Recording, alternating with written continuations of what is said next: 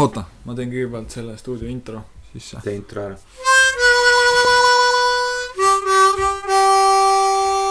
Stuudio.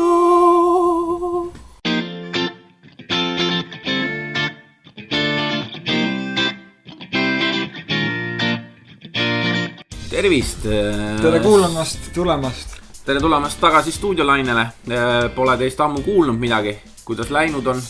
Kuidas olete elanud? Kuidas käsi käinud on? Vahepeal on isegi aastanumber vahetunud.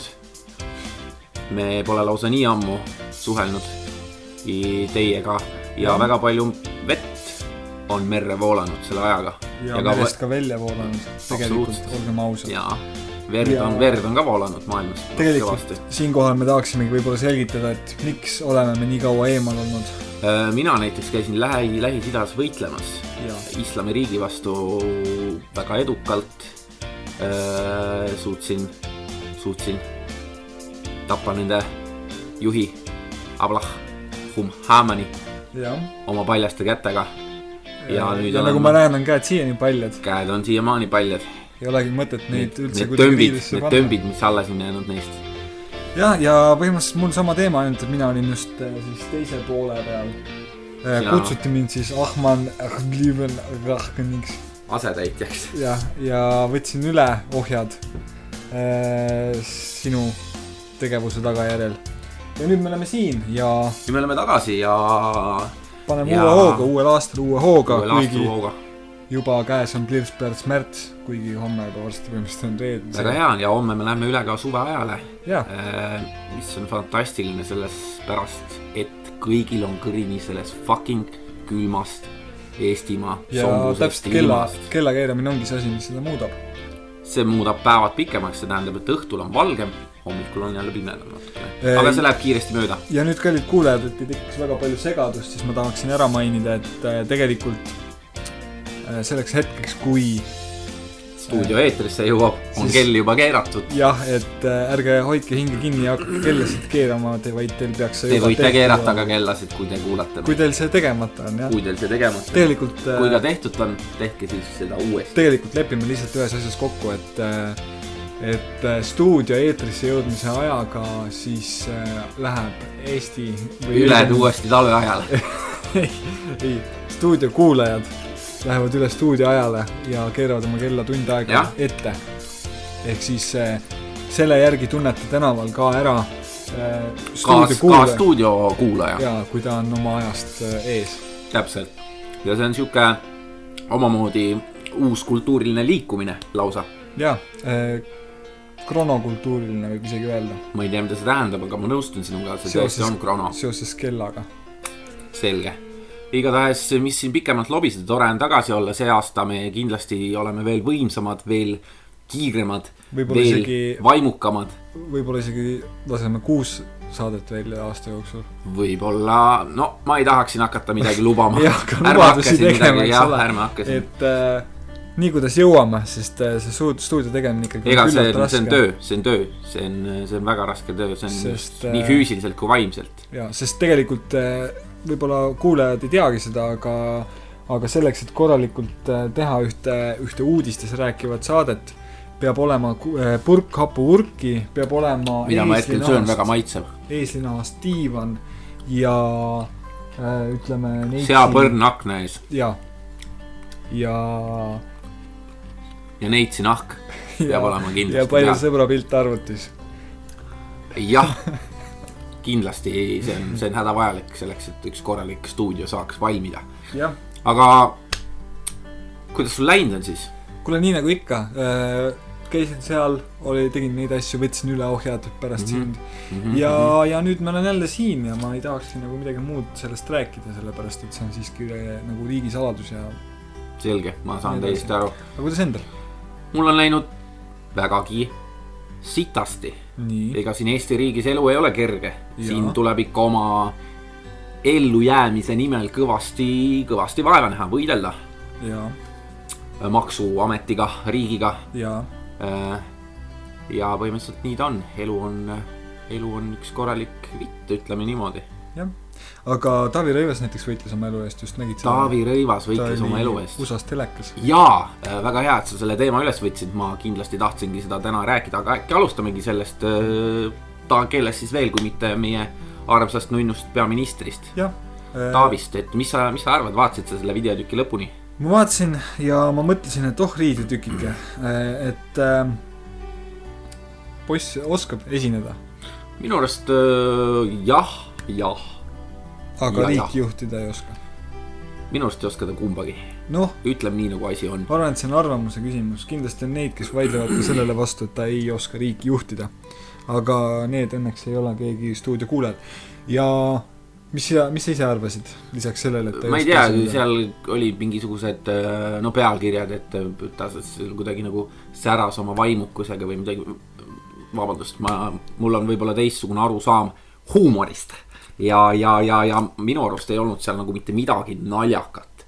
Ja see, kus ta alguses seal rääkis, on ju, et mul on 7-aastane tütar, et ta on nagu she's kind of posse, on ju, nagu mida vittu, see on nagu nii nagu kuidagi nagu mage seda aru, see on nii läila midagi sellist öelda sellise saate eetrisse umbes nagu nunnimeeter põhja, mille jaoks see ei olnud. Sa oled riigipea. Sa oled riigipea, käitu niimoodi, käitu vastava. Me ei tulnud siia oma tütrest rääkima.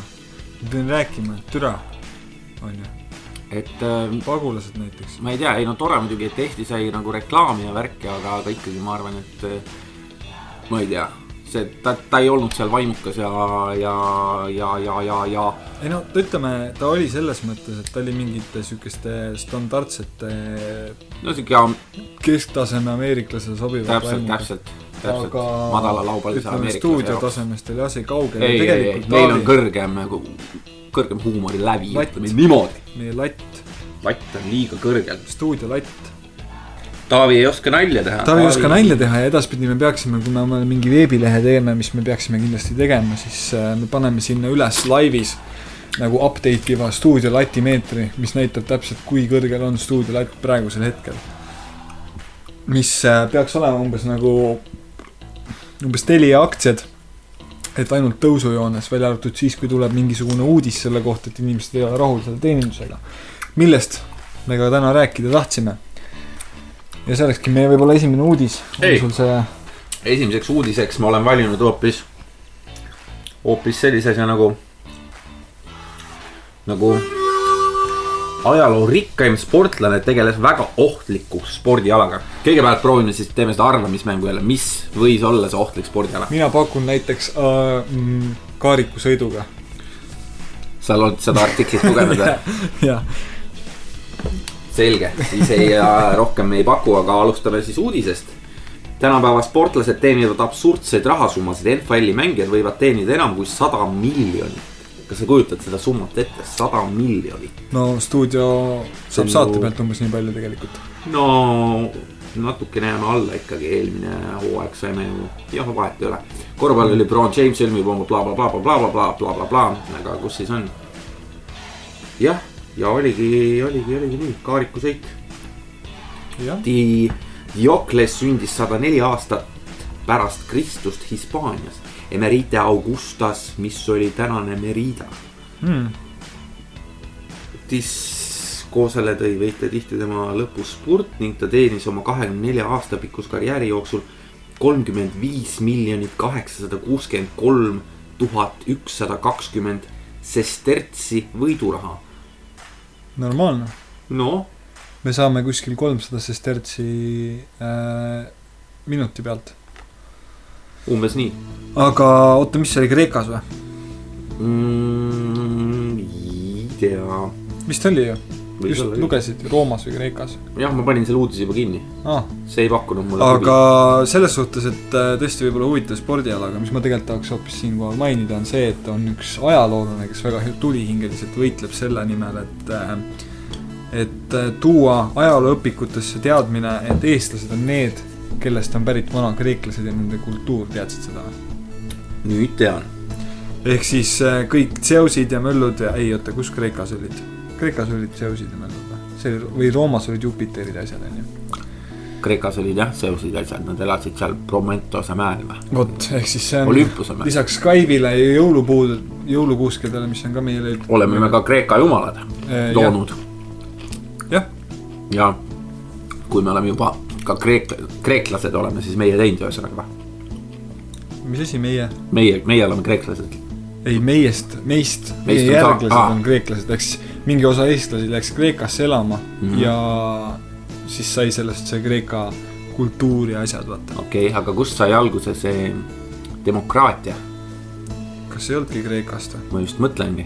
Ehk siis tegelikult eestlane on demokraatia isa ja ema. Sest osad eestlased on naised ka, ma olen kuulnud. Vastab tõele, aga see on väga huvitav. Ma julgen kahelda, kas see vastab ka tõele.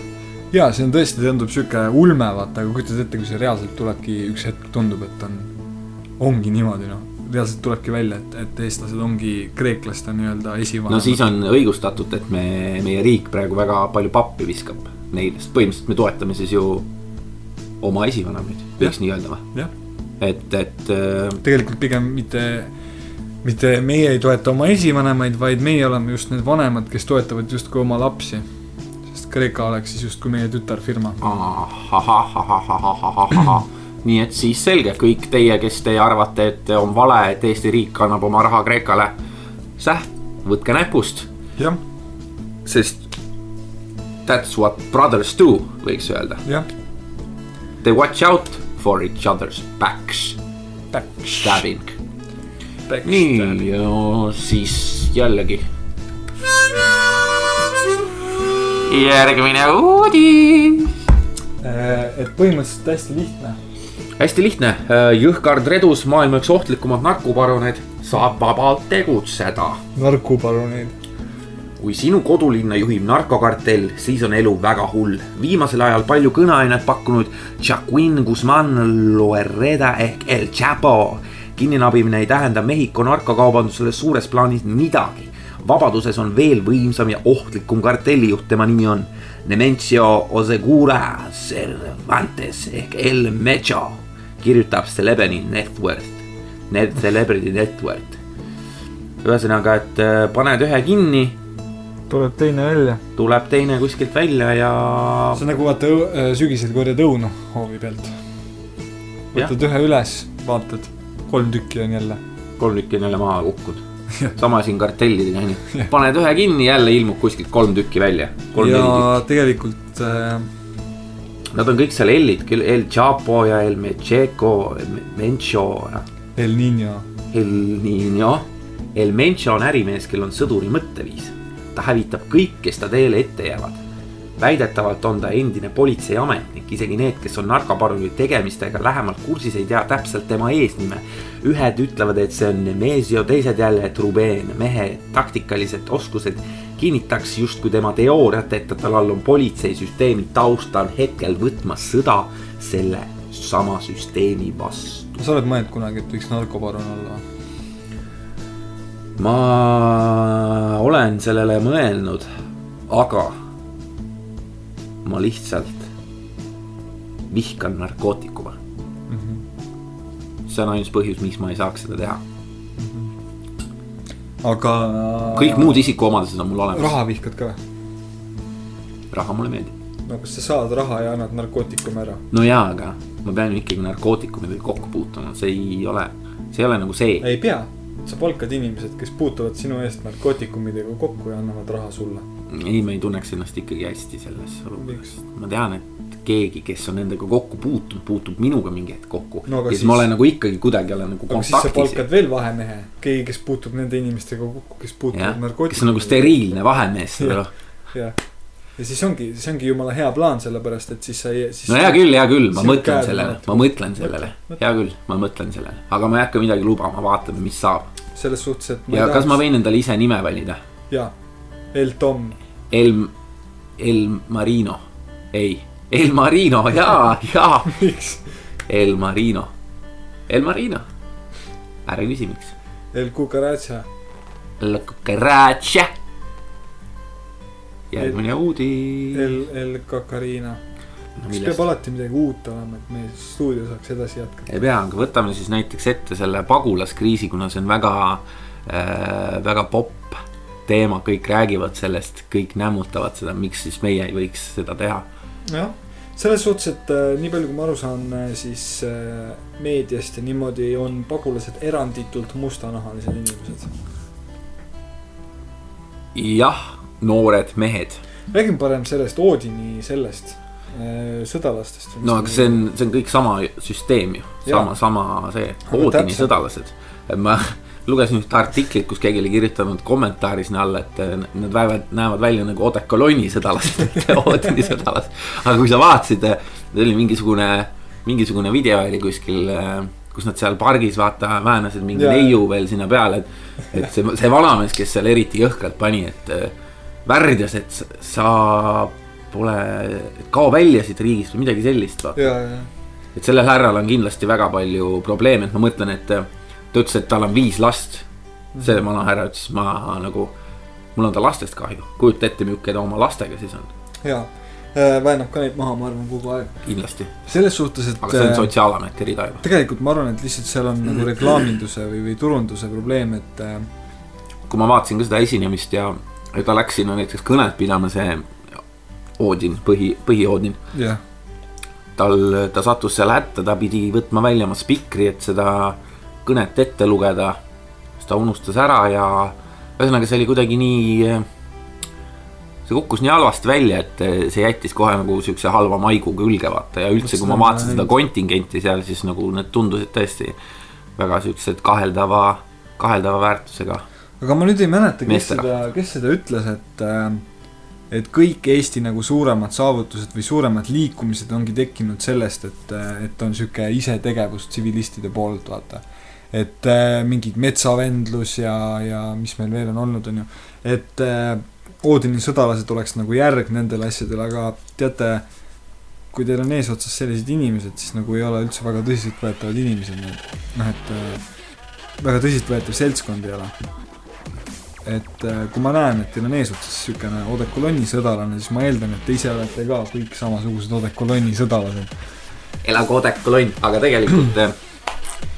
tegelikult kuigi ma siinkohal saan aru selle nagu liikumise vajadusest, et teil on nagu, on nagu pagulased ja asjad ja on vaja tänaval mingeid patrulle ja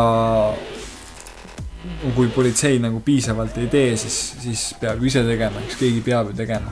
Ei no jah, aga minu arust on see nagu liiga nagu siuke vägivaldne või agressiivne. Nagu, et milleks seda praegu nagu, et meil ei ole siin ühtegi pagulastki, et 500 on. Kust need numbrid pärinevad? Ma ei tea. Leht kirjut. Keegi ütles eile. See ongi täpselt nii, et inimesed on lihtsalt aetud kikivarvukile lihtsalt meedia poolt, see ongi kellegi siuke kuri plaan ühesõnaga ja see toimib väga hästi, kõik räägivad pagulased siin, pagulased seal, iga must, kes liigub, on kohe pagulane, vägistaja ja see on nagu tehtud siukseks stereotüübiks, mis on minu arust nagu mage ja siuke, et come on, me enam 21. sajandil tehke silmad lahti, see on nagu, see ei saa mõelda enam talupoja mõistusega, et kõik on ühe vitsaga löödud, et... Jaa, selles suhtes on sul õigus, aga kui siiski toimuvad mingisugused vägistamised ja sellised omavolilised mingisugused agressiivsed aktid, mille peale politsei ei reageeri, siis ju kuidagi keegi peab reageerima. Muidugi see on teretulnud. Olgu see siis seotud pagulastega või mitte. Absoluutselt see on teretulnud, aga ma lihtsalt üritan öelda, et las nad tulevad, teevad ja siis hakkame tegutsema. Et tegelikult ongi, see on natukene võib-olla tõesti ennatlik, see Odini sõdalus Eestis. Sest see on mingi Soome järgi ju võetud või kelle järgi? Rootsi või? Rootsi või Norra isegi või ma ei kujuta ette. Et me umbes vaatame, et kuidas suured Skandinaavia poisid teevad ja siis mõtleme, et et veel võiks ka olla siuke asi, vaata. No nemad teevad seda sellepärast, neil on tõsine probleem, aga need massid, mis rändavad ka sinna sisse, need numbrid on kordades suuremad seda ja sellepärast, kui sul tuleb ikka riiki sisse, seal ütleme mingisugune 10 000 on ju musta kuskilt, ma ei tea, kust kuradi nad tulevad Süüriast on ju, kust iganes on ju, siis tahes tahtmad seal 10 000 sees on selliseid osa inimesi nagu igas suures sellest, kes on lihtsalt siuksed kaagid, värdjad. Isegi kui meil tuleks mingi Soomest või Rootsist või Norrast, kes ütleme terve riigina on väga esinduslik seltskond on ju, siis kui me võtaksime sealt suvaliselt 1000 inimest näiteks tooksime Eestisse, siis nende seas oleks kindlasti vägistajaid ja mõrvareid. Kindlasti oleks, et igas seltskonnas on need halvad õunad sees, et see ei saa nagu selle põhjal teha nüüd üldist arvamust, et kõik nad on ühe vitsaga löödud, vägistajad, värdjad, kes iganes on. Et me ei saa öelda nagu, et nüüd kõik see pagulase teema on vale, sellepärast, et mingi osa 2 vägistajat tulid meie riiki. Et halbu õunu on igas rahvuses, igas riigis, igal pool. Et inimesed avage oma silmad kindlasti, muidugi ma ei tahaks, et siia tuleksid mingisugused mustad mehed vägistama minu naisi või teie naisi. Ma ei ole ikkagi nii, aga olge sallivamad ja vaadake. Sest tegelikult ju on selge, et inimestel on abi vaja. Muidugi. Seal, kus tullakse, sealt on nagu nendel inimestel on abi vaja. Ja väga paljudel ongi, aga lihtsalt see nagu enese ülalpidamine, ongi, igas seltskonnas on halba õunu. Täpselt. Igas korvis. Et elagu Oodin, aga ja jälle on käes see tõe hetk, kus siis meie saatekene kallikene saab otsa. Me lubame, et järgmine saade tuleb kindlasti ja need pausid need pausid ja Einar, oli sinuga meeldiv taas rääkida siin mikrofoni taga. Ja ma loodan, et sinul ja meil kõik need tunded on samad. Rõõm oli ka minu poolel. Ma loodan, et ka meie kallitel kuulajatel on rõõm seda kuulata, sest meil oli rõõm seda teha ja kui meil on rõõm ja teil on rõõm, siis on meil kõigil palju rõõmu.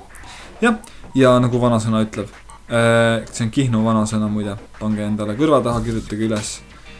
Ja seda see ongi, et meil on Facebook, meil on YouTube, pange likeige, share'ige, jagage, Snapchatige. Ja rääkige sõpradele ka, et kuule, et tead, üks päev kuulasin YouTube'ist siuke saade oli ülikõva saade. Ülimahe ja samas nagu sitaks kõva vaata. Et kuulasin, naersin. Nutsin isegi natukene. Sest tegelikult meie nagu saade ongi siuke emotsionaalne nagu... See nagu tõusud mõõnad, see nagu see haiglas on see vaata. Ei oleks ka lame joon. See on ka stuudio.